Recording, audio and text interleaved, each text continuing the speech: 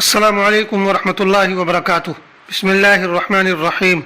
امام بخاری research academy علی گڑھ سے شائع ہونے والے ہفت روزہ الجمعہ میگزین 25 ذی الحجہ 1447 ہجری مطابق 12 جون 2026 کے مضامین کی آڈیو ریکارڈنگ پیش خدمت ہے۔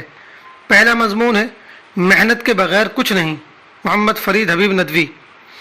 اللہ تعالیٰ نے اس دنیا میں کامیابی کے کچھ اصول و ضابطے بنائے ہیں۔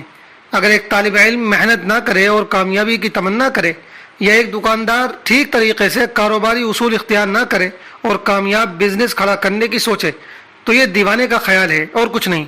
اگر کوئی شخص ایسی بے وقوفی کرے اور پھر یہ کہتا پھرے کہ اللہ سب کچھ کرنے پر قادر ہے، تو اس سے بڑا جاہل کوئی نہیں۔ اس لیے کہ بات اللہ کے قادر ہونے کی نہیں ہے، وہ یقیناً ہر چیز پر قادر ہے، لیکن اسی نے ہمیں یہ بتایا ہے کہ تمہیں جو کچھ چاہیے اس کے لیے ضروری اسباب و وسائل اختیار کرو، میں تمہیں اسباب و وسائل کے ذریعے ہی عطا کروں گا۔ چنانچہ قرآن مجید میں ارشاد فرمایا گیا، وَلَيْسَ لِلْإِنسَانِ إِلَّا مَا سَعَىٰ، کہ انسان کے لیے نہیں ہے مگر وہی جو اس نے کوشش کی۔ سورہ نجم آیت نمبر 39۔ ہمارے یہاں یہ جملہ بڑا مشہور ہے کہ رزق مقدر سے ملتا ہے۔ یقیناً یہ بالکل سچ بات ہے، لیکن آگے کی بات لوگ گول کر جاتے ہیں کہ مقدر کا رزق بھی محنت سے ہی ملے گا۔ پھر معاملہ صرف رزق کا نہیں بلکہ ہر چیز ہی مقدر سے ملتی ہے، لیکن اسے محنت و کوشش سے جوڑ دیا گیا ہے۔ اس لیے اگر آپ دکان بند کر کے علم حاصل کرنے چلے جائیں یا دین کے کام میں نکل جائیں تو آپ کو اس کام کا ثواب تو مل جائے گا، لیکن آپ کی دکان نہیں چلے گی۔ اس لیے کہ دنیا میں کامیابی کے اصول و ضوابط طے ہیں۔ جو شخص بھی ان کی پابندی کرے گا وہ کامیاب ہوگا، اور جو ان کی رعایت نہیں کرے گا وہ کامیاب نہیں ہوگا۔ اس سے کوئی فرق نہیں پڑتا کہ وہ مسلمان ہے یا کافر، نیک ہے یا گناہ گار۔ ہمارے ہاں یہ ایک عجیب مزاج پیدا ہو گیا ہے کہ بہت سے لوگ محنت نہیں کرتے اور کامیابی کے لیے وظیفے کراتے ہیں اور نیک لوگوں سے دعائیں کراتے ہیں۔ بہت سے کاروباری اپنی دکان یا کمپنی کا نام برکت والا رکھتے ہیں۔ آپ نے دیکھا ہوگا کہ کسی نے ہوٹل کا نام بسم اللہ ہوٹل رکھا ہوا ہے، کسی نے دکان میں لوہے قرآنی لٹکائی ہوئی ہے، کسی نے دکان شروع کراتے وقت قرآن خوانی کروائی ہے۔ لیکن کاروبار کے جو اصول ہیں، جو طریقہ کار ہے اور جس مہارت کی ضرورت ہے، اس پر اس نے کوئی توجہ نہیں دی۔ پھر بھی وہ چاہ رہا کہ اس کا کاروبار چل جائے، تو یاد رکھیے کہ اس طرح کاروبار نہیں چلتے۔ اگر اس طرح صرف اچھا نام رکھ لینے سے اور لوہے قرآن لٹکا لینے سے کامیابی مل جایا کرتی تو ساری دنیا ایسا ہی کرتی۔ کوئی یہ نہ سمجھے کہ ہم وظیفے، دعا اور اس طرح کی چیزوں کا انکار کر رہے ہیں، بالکل نہیں۔ ہمارا بھی یقین ہے کہ یہ چیزیں ضرور مؤثر ہوتی ہیں، لیکن اس وقت جب پہلے ہر کام کے مناسب ضروری اسباب و وسائل اختیار کیے جائیں۔ ایک طالب علم کتنی دعائیں کر لے اور کرا لے اور کتنے ہی وظیفے پڑھوا لے، اگر وہ ضروری محنت نہیں کرے گا تو کبھی کامیاب نہ ہوگا۔ اسی لیے اللہ تعالیٰ نے دنیا کا نظام ہی ایسا بنایا ہے۔ ہاں، وہ کبھی کبھی اس کے خلاف بھی کرتا ہے، لیکن اسے معجزہ اور کرامت کہا جاتا ہے، اور ظاہر ہے کہ معجزے ہر ایک کے ساتھ اور ہر روز نہیں ہوا کرتے۔ صحیح طریقہ کار یہ ہے کہ پہلے ضروری اسباب و وسائل اختیار کیے جائیں اور اس کے لیے مناسب کوشش کی جائے، پھر ساتھ ہی وظیفہ اور دعا وغیرہ کو اختیار کیا جائے۔ یہی رسول اللہ صلی اللہ علیہ وسلم کی سنت اور آپ کی تعلیم ہے۔ آپ نے جنگ بدر میں سارے اسباب بھی اختیار کیے اور ساتھ میں دعا بھی کی۔ اسی طرح ایک موقع پر ایک صحابی نے آپ سے پوچھا، میں اونٹ کو باندھ کر اللہ پر بھروسہ کروں یا اسے کھلا چھوڑ دوں اور اللہ پر بھروسہ کروں؟ آپ علیہ السلام نے فرمایا، پہلے اسے باندھو پھر اللہ پر توکل کرو۔ توکل کا درست مطلب یہی ہے کہ تدبیر اختیار کرو مگر بھروسہ اللہ کی ذات پر رکھو، اپنی تدبیر پر بھروسہ نہ کرو۔ بیمار ہو تو علاج کرو مگر یہ یقین کر کے کہ شفا دینے والا اللہ ہے۔ محنت کرو مگر یہ مان کر کہ کامیابی دینے والی ذات اللہ کی ہے۔ یہ مطلب نہیں کہ تدبیر اور محنت ہی چھوڑ دو۔ دوسرا مضمون ہے نیکی کے کام، محمد فرید حبیب ندوی۔ سورہ بقرہ میں دوسرے پارے کے شروع میں قبلے کی تبدیلی اور اس پر یہودیوں کے رد عمل کا تذکرہ ہے۔ یہ سب کو معلوم ہے کہ نبی اکرم صلی اللہ علیہ وسلم مدینہ آنے کے بعد بیت المقدس کی طرف رخ کر کے نماز پڑھتے تھے۔ 16-17 مہینے کے بعد حکم نازل ہوا کہ تمہارا قبلہ تبدیل کیا جا رہا ہے، اب سے تمہیں خانہ کعبہ کی طرف رخ کرنا ہے۔ اس پر یہودیوں نے بڑا واویلا مچایا۔ ان کو جواب دیتے ہوئے فرمایا گیا ہے کہ اصل چیز یہ نہیں ہے کہ کس سمت کی طرف رخ کرنا ہے، بلکہ اصل چیز اللہ کا حکم ہے۔ وہ جس جانب رخ کرنے کا حکم دے اسی کی طرف رخ کرنے میں ثواب ہے۔ اس لیے اگر تم اللہ کی رضا چاہتے ہو تو نیکی کے کام کرو۔ تم اصل نیکی کے کاموں پر تو دھیان نہیں دیتے ہو، اور جو چیز فی نفسی نیکی نہیں ہے اس میں اتنی مغز ماری کرتے ہو۔ قبلے کے مسئلے پر بحث سے زیادہ ضروری بات یہ ہے کہ اپنا ایمان درست کرو اور اپنے اندر وہ صفات پیدا کرو جو مطلوب ہیں۔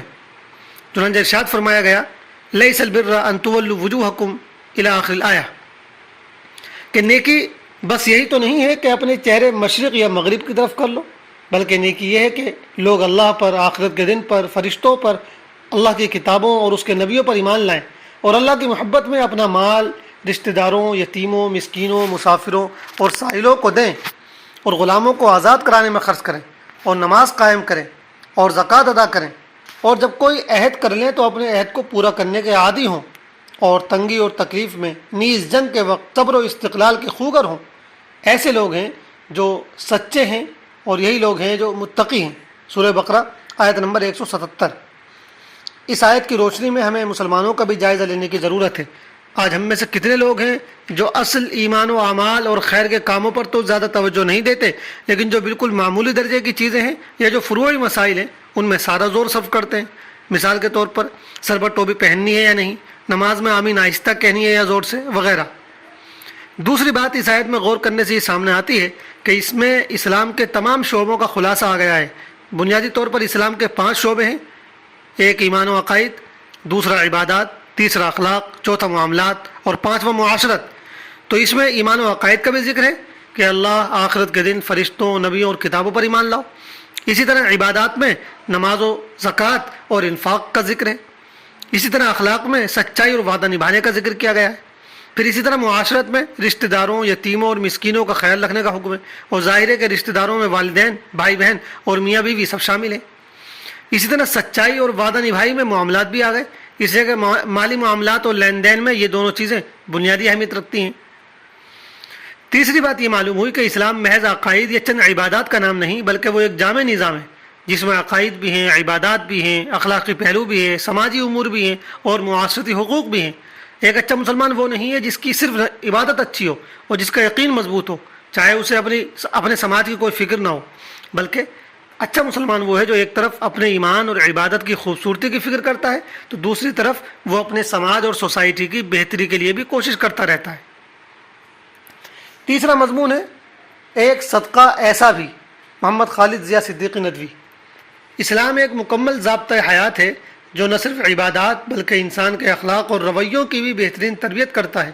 اس لیے ہمارے دین میں ایک دوسرے کو دیکھ کر مسکرانے کو محض ایک اچھا رویہ نہیں بلکہ صدقہ قرار دیا گیا ہے۔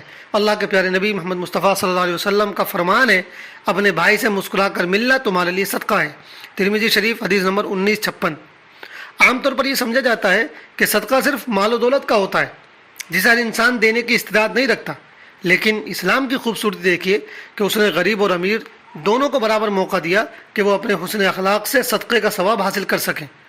جب آپ کسی دکھی، پریشان حال یا اپنے کسی مسلمان بھائی سے مسکرا کر ملتے ہیں تو آپ اسے یہ احساس دلاتے ہیں کہ وہ اکیلا نہیں ہے، اور یہی احساس اس کے لیے ایک بہت بڑا تحفہ بن جاتا ہے۔ معاشرتی زندگی میں جب ہم کسی سے مسکرا کر ملتے ہیں تو سامنے والے کے دل سے دوری اور اجنبیت کا احساس ختم ہو جاتا ہے اور آپس میں محبت بڑھتی ہے۔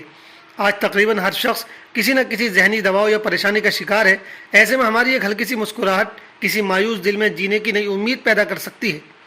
نبی کریم صلی اللہ علیہ وسلم کی ذات گرامی ہمارے لیے بہترین نمونہ ہے۔ صحابہ اکرام رضی اللہ عنہم اجمعین فرماتے ہیں کہ انہوں نے آپ سے زیادہ مسکرانے والا کسی کو نہیں دیکھا۔ آپ علیہ السلام پر اتنی بڑی ذمہ داریاں تھیں، آزمائشیں اور تکالیف تھیں، لیکن اس کے باوجود آپ علیہ السلام کا چہرہ انور ہمیشہ بشاش اور پرسکون رہتا تھا، اور آپ ہر ایک سے نرمی اور مسکراہٹ کے ساتھ پیش آتے تھے۔ آج ہمارے معاشرے میں تلخی، چڑچڑاپن اور بے حسی بڑھتی جا رہی ہے۔ لوگ ایک دوسرے سے کھچے سے رہتے ہیں۔ ایسے ماحول کو بدلنے کے لیے ہمیں اپنے گھروں، مدرسوں، اسکولوں، دفتروں اور بازاروں میں مسکراہٹ کے اس کلچر کو زندہ کرنا ہوگا۔ جب ایک استاد اپنے شاگرد سے، ایک افسر اپنے ماتحت سے اور ایک باپ اپنے بچوں سے مسکرا کر ملے گا تو پورا ماحول خوشی اور سکون کا گہوارہ بن جائے گا۔ مسکراہٹ بظاہر ایک بہت چھوٹا اور آسان عمل ہے، لیکن اس کا اثر بہت گہرا اور دیرپا ہوتا ہے۔ یہ ایک ایسا صدقہ ہے جس سے ہمارا اپنا دل بھی ہلکا اور پرسکون ہوتا ہے اور دوسروں کو بھی خوشی ملتی ہے۔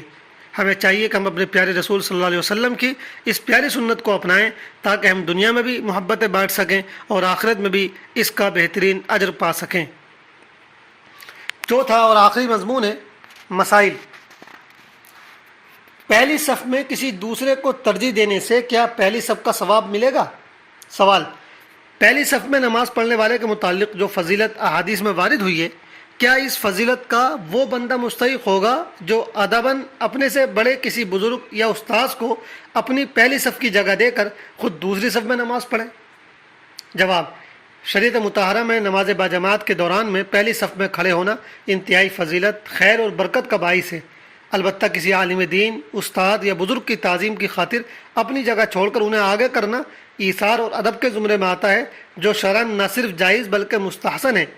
مزید یہ کہ اس شخص کو پہلی صف کا ثواب بھی ملے گا اور ایثار کی وجہ سے دوہرا اجر ملے گا۔ دارالافتاء بنوری ٹاؤن۔ والسلام علیکم ورحمۃ اللہ وبرکاتہ۔